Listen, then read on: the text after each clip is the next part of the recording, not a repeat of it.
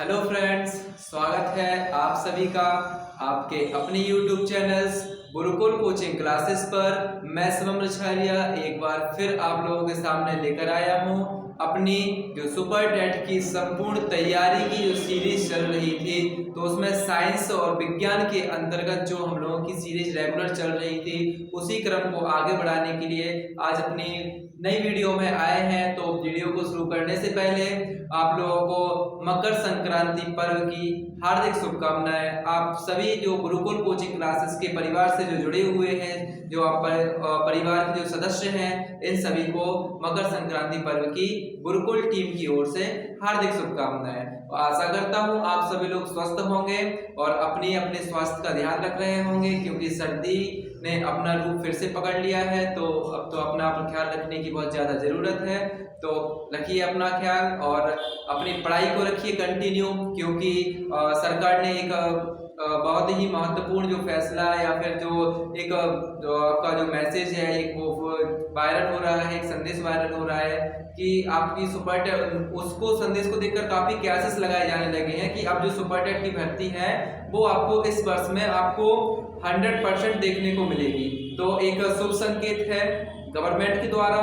तो जल्दी से जुड़ जाइए आप सभी लोग। अगर आप लोग अभी भी ढीले पड़े हुए हैं, अगर आपकी तैयारी अभी भी कमजोर है, तो अपनी तैयारी को एक मजबूत धार देने का जो आपने संकल्प लिया था, जो हमने संकल्प लिया था, उसको कंटिन्यू करिए। तो चलिए बढ़ते हैं अपनी वीडियो में। पिछली वीडियो में हमने आपको बताया था कोशिका के बारे में। कोशिका जो टॉपिक चल रहा था अपना, उसमें आप लोगों के केंद्र को क्लियर हो गया था, कोशिका के पार्ट्स क्लियर हो गए थे। गुणसूत्र के बारे में हमने कुछ जानकारी आपके सामने साझा की थी। तो गुणसूत्र को कुछ डिस्कशन के साथ आगे बढ़ते हैं। उसी के साथ अपनी वीडियो को स्टार्ट करते हैं। जो होता है गुणसूत्र, गुणसूत्र को हमने क्या कहा था, क्रोमोसोम्स भी कहा जाता है। तो ये इनकी गुणसूत्र की जो खोज की थी वो किसने की थी, वाइटलेयर ने की थी। ये आप लोगों को बताया था। इनका जो नाम दिया था गुणसूत्र, वो किसने दिया था, हॉफमैनस्टर ने दिया था। और मनुष्य के जो शरीर में कितने गुणसूत्र पाए जाते हैं, तो गुणसूत्र की जो कुल संख्या होती है वो होती है 46, यानी 46 गुणसूत्र होते हैं, जिसमें से उनको 23 जोड़ों में डिवाइड किया, यानी दो दो का एक जोड़ा बना रहता है। तो हम कहते हैं कि 23 जोड़ी गुणसूत्र पाए जाते हैं। अब उन 23 जोड़ी गुणसूत्र में से जो 22 गुणसूत्र होते हैं उनको कहा जाता है सम, उनको सम गुणसूत्र कहा जाता है। और सम गुणसूत्र को कहा जाता है ऑटोसोम्स। और जो बाकी के जो दो जोड़े जो बचे रहते हैं, उन 22 जोड़े क्या कहलाते हैं, सम गुणसूत्र यानी ऑटोसोम्स। यानी 22 दूनी 44 जो गुणसूत्र होंगे वो क्या होंगे, ऑटोसोम्स होंगे। बाकी के दो विषम जोड़े होते हैं, यानी कि 4 जो गुणसूत्र होते हैं वो कैसे होते हैं, विषम होते हैं। क्यों विषम क्यों होते हैं, क्योंकि ये महिला और पुरुष में अलग अलग पाए जाते हैं। ये जो 22 जोड़े होते हैं ये दोनों में समान पाए जाते हैं, कि महिला में भी 22 जोड़े समान होंगे और पुरुष में भी 22 जोड़े समान होंगे। लेकिन जो दो विषम होते हैं ये होते हैं जो इनमें एक्स जो क्रोमोसोम्स पाया जाता है वो फीमेल में पाया जाता है, और जो XY जो क्रोमोसोम्स पाया जाता है वो मेल में पाया जाता है। तो ये फीमेल में और ये मेल में। तो इन विषम गुणसूत्रों को क्या कहा जाता है, हेटेरोसोम्स कहा जाता है, या इन्हीं को सेक्स क्रोमोसोम्स कहा जाता है। इसमें जो ये आपका जो Y क्रोमोसोम्स होता है जो कि मेल में पाया जाता है, यही क्या करता है, आपका लिंग निर्धारण करता है। यानी यही आपका मेल या फीमेल का जो लिंग होता है वो क्या करता है, जेंडर डिफाइन करता है। अब बात करते हैं गुणसूत्र। गुणसूत्रों में क्या होता है, गुणसूत्रों में क्या होता है, जीन पाए जाते हैं। गुणसूत्रों में क्या पाए जाते हैं, जीन। जो कि जो जीन होते हैं वो किससे मिलकर बनते हैं, DNA और प्रोटीन से मिलकर बने होते हैं। तो गुणसूत्रों में क्या पाए जाते हैं, गुणसूत्रों में जीन पाए जाते हैं। और जो जीन होते हैं वो किससे मिलकर बने होते हैं, तो जीन DNA का मतलब होता है डीऑक्सी राइबोन्यूक्लिक एसिड तथा प्रोटीन से मिलकर ये क्या होते हैं, बनते हैं। तो ये जीन होते हैं। अब आता है DNA क्या है, तो DNA एक आनुवांशिक पदार्थ है। DNA के बारे में हम जानेंगे। DNA क्या है, एक आनुवांशिक पदार्थ है जो कि न्यूक्लिक अम्लों से मिलकर बनता है। कौन से अम्ल, न्यूक्लिक अम्ल। तो यहाँ पर ये आपके इंपॉर्टेंट टर्म्स हो जाते हैं कि गुणसूत्रों में क्या पाया जाता है। गुणसूत्रों में जीन पाए जाते हैं। जीन किससे मिलकर बने होते हैं? तो जीन डीएनए और प्रोटीन से मिलकर बने होते हैं। अब डीएनए क्या है? डीएनए आनुवांशिक पदार्थ है जो आनुवांशिकता यानी हेरिडिटी को क्या करता है? मेंटेन करता है। और जो किससे बना होता है? न्यूक्लिक अम्लों से मिलकर बनता है। अब न्यूक्लिक अम्ल क्या होते हैं? तो न्यूक्लिक अम्ल जो होते हैं वो अपने 3 चीजों से मिलकर बनते हैं।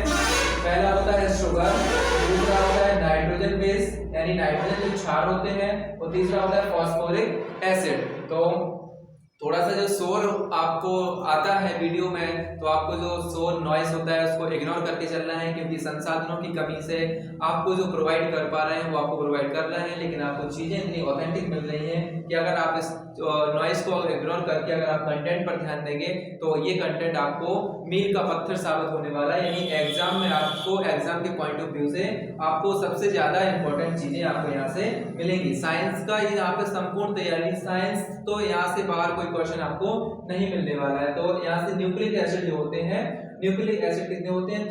3 चीजों से मिलकर बनते हैं। कौन कौन से? पहला होता है शुगर, शुगर यानी जो शर्करा होती है। दूसरा होता है नाइट्रोजन बेस, बेस का मतलब होता है क्षार, तो जो नाइट्रोजन के जो क्षार होते हैं उनसे मिलता है। और तीसरा होता है फास्फोरिक एसिड यानी फास्फोरिक एसिड से मिलकर, इन तीनों चीजों से मिलकर क्या बनते हैं? न्यूक्लिक एसिड बनता है। और न्यूक्लिक एसिड से मिलकर क्या बनते हैं? न्यूक्लिक अम्लों से डीएनए बनता है। डीएनए में न्यूक्लिक यानी डीएनए और प्रोटीन से मिलकर क्या बनते हैं? जीन मिलते हैं। और जीन किस में पाए जाते हैं? गुणसूत्र में पाए जाते हैं। तो ये आपको पूरा क्रम क्या रखना है? याद रखना है। अब बात करते हैं न्यूक्लिक एसिड। न्यूक्लिक एसिड में ये जो आपके न्यूक्लिक नाइट्रोजन बेस होते हैं या फिर जो आपके एसिड होते हैं वो क्या होता है? आरएनए। आरएनए पहला होता है आरएनए और दूसरा होता है डीएनए, जिसको हम क्या करते हैं? आनुवांशिक पदार्थ कहते हैं यानी डीएनए। डीएनए क्या होता है? Deoxyribose nucleic acid. इसका डीएनए का फुल फॉर्म होता है डीऑक्सीराइबोस न्यूक्लिक एसिड, और आरएनए का फुल फॉर्म होता है राइबोस न्यूक्लिक एसिड। तो यहाँ से अब जो आप बात आती है आरएनए, आरएनए की जो राइबोस जो शुगर होती है, आरएनए किससे मिलकर बनता है? तो आरएनए यानी डी और ribose nucleic acid ribose sugar से मिलकर बनता है। अब ये राइबोस शुगर कौन सी होती है? तो राइबोस शुगर 4 होती है। कौन कौन सी? Adenine, guanine, cytosine and uracil, ये होती है। ये क्या पाई जाती है? शुगर कहलाती है। कौन सी शुगर? राइबोस शुगर कहलाती है। कौन कौन सी? एडिनाइन, ग्वानाइन और साइटोसाइन और यूरेसिल। ये 4 आपके बहुत ही इंपॉर्टेंट टर्म्स हैं, इनको आपको क्या रखना है? याद रखना है, और अपनी नोटबुक में इनको हाईलाइट से क्या करना है? करना है। अब आते हैं डीऑक्सीराइबोस शुगर। तो जैसे ये राइबोस शुगर है वैसे ही क्या है? डीऑक्सीराइबोस शुगर है। राइबोस शुगर किसमें पाई जाती है? आरएनए में पाई जाती है। और डीऑक्सीराइबोस शुगर किसमें पाई जाती है? डीएनए में पाई जाती है। तो इसमें डीऑक्सीराइबोस शुगर कौन कौन सी होती है? Adenine, guanine, cytosine and thiamine. जो थियामिन जो होती है ये क्या होती है? ये डीऑक्सीराइबोस शुगर होती हैं। तो ये आपकी जो कुछ इंपॉर्टेंट थिंग्स रह गई थी वो किसकी थी? गुणसूत्रों के बारे में। तो गुणसूत्रों का ये आपको टॉपिक कैसा लगा?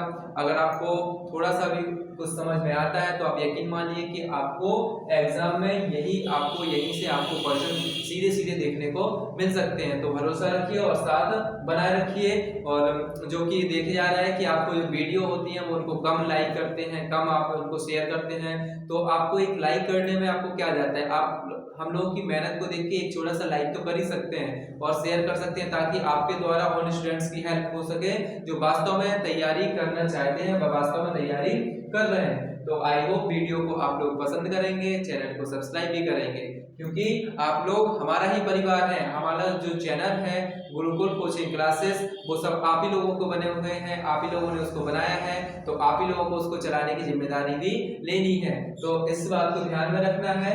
और इसके बाद जो आपका आता है जंतु एवं वनस्पति कोशिका में अंतर। अब आपने अभी कोशिका में बताई थी कि कुछ जंतुओं में पाई जाती है वो जंतु कोशिका होती है, जो वनस्पति में पाई जाती है वो वनस्पति कोशिका होती है। तो इनमें अंतर क्या है? जंतु और वनस्पति कोशिका में अंतर क्या है? तो हमने जो पहले हमने आपको ये पढ़ाए थे, इसमें हमने बता दिया था कि कौन किसमें पाया जाता है, कौन किसमें नहीं पाया जाता। लेकिन आज हम बात करेंगे इनमें दोनों में अंतर। तो एक स्पेसिफिक अंतर कुछ टर्म्स के साथ लेकर चलते हैं। कोशिका भित्ति, जंतु कोशिका में कोशिका भित्ति पाई जाती है। यानी हमने आपको बताया था कि कोशिका भित्ति केवल किसमें पाई जाती है? केवल जंतु कोशिका में पाई जाती है। ये वनस्पति कोशिका में क्या रहती है? अनुपस्थित रहती है।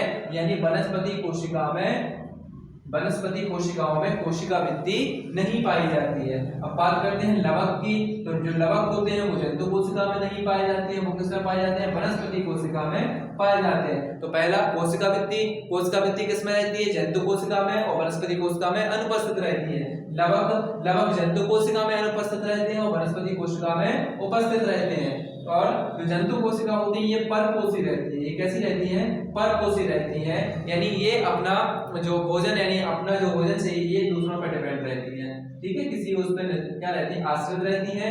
और जो वनस्पति कोशिका होती है ये स्वपोषी होती है, क्योंकि ये प्रकाश संश्लेषण के थ्रू अपना भोजन स्वयं का निर्माण करती है, इसलिए ये कैसी होती है? स्वपोषी होती है। अब आपका आता है जंतु कोशिका, तो जंतु कोशिका में जो भोजन होता है वो किसके रूप में उपस्थित रहता है? ग्लाइकोजन के रूप में उपस्थित रहता है। और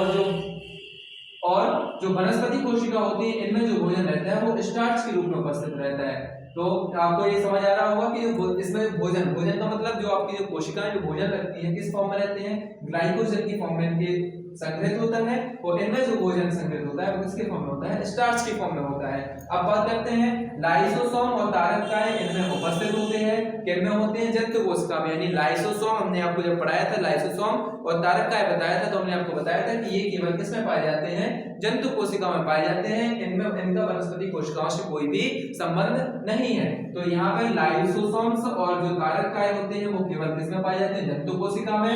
बाकी लाइसोसोम्स और तारककाय वनस्पति कोशिका में कैसे रहते हैं? अनुपस्थित रहते हैं। अब बात करते हैं रिक्तिकाएं जंतु कोशिकाओं में नहीं पाई जाती हैं। कोई भी जंतु कोशिका में कहीं भी रिक्तिकाएं नहीं पाई जाती हैं। और जो वनस्पति कोशिका होती हैं इनकी जो रिक्तिकाएं होती हैं वो पूरी तरह से क्या होती हैं? विकसित होती हैं, यानी इसमें पूर्ण विकसित रिक्तिकाएं पाई जाती हैं। तो ये रही कुछ इंफॉर्मेशन, एक्स्ट्रा इंफॉर्मेशन आपके लिए। आपके सुपर टेट एग्जाम यानी प्राथमिक शिक्षक भर्ती परीक्षा जो 2023 में आपकी संभावित है होगी, और इसमें आपको ये जो साइंस का जो टॉपिक है जिसका साइंस का वेटेज है, क्योंकि साइंस अपने आप में एक बहुत ही महत्वपूर्ण चैप्टर, महत्वपूर्ण टॉपिक है, महत्वपूर्ण विषय है। क्यों?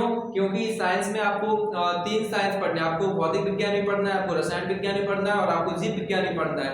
और इन तीनों को आप कवर करके, जब आप तीनों को कवर कर पाएंगे तब आप एग्जाम में अपना बेस्ट दे पाएंगे। तो आपको जब हर वीडियो को पूरे मनोयोग से देखना है, पूरे ध्यान से देखना है, ताकि हमारे द्वारा समझाई गई एक एक चीज आपकी नोटबुक में, जो आप नोट्स मेंटेन कर रहे हो, आप जो नोट्स बना रहे हो उसमें आपकी लिखी हुई होगी। तो आपको रिवीजन के टाइम आपको जब लास्ट टाइम में देखोगे, जब आप रिवीजन में देखोगे तो आप पाओगे कि हाँ, साइंस का हमारा ऐसा कोई भी टॉपिक जो कि सिलेबस में मेंशन किया गया है वो आपको पूरे तरीके से व्यवस्थित रूप से तैयार करा दिया गया है। तब जाके आपको आपकी मेहनत, जो आपने मेहनत की है उसका आपको क्या मिलेगा?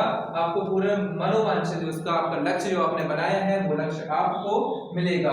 और आप सरकारी स्कूल में अपनी एक सीट क्या कर सकते हैं? फिक्स कर सकते हैं, और अपने जो माता पिता का जो सपना है उनको साकार कर सकते हैं। और आगे का जो अपने लाइफ है उसको आप क्या करते हैं? बहुत ही बेहतर तरीके से अपनी सेटल कर सकते हो। तो अंत में यही कहना चाहता हूं कि सभी लोग वीडियो को पूरा जरूर देखें और चैनल को सब्सक्राइब करें, वीडियो को लाइक करें और वीडियो को शेयर करें। इसके बाद एक बार फिर आप सभी, आपके परिवार को, आपके माता पिता को, आपके पूरे परिवार को मकर संक्रांति पर्व की हार्दिक शुभकामनाएं। मिलते हैं अगली वीडियो में अगले टॉपिक के साथ। तब तक के लिए दीजिए हमें अनुमति। आप रखिए अपना ख्याल। जय हिंद, वंदे मातरम।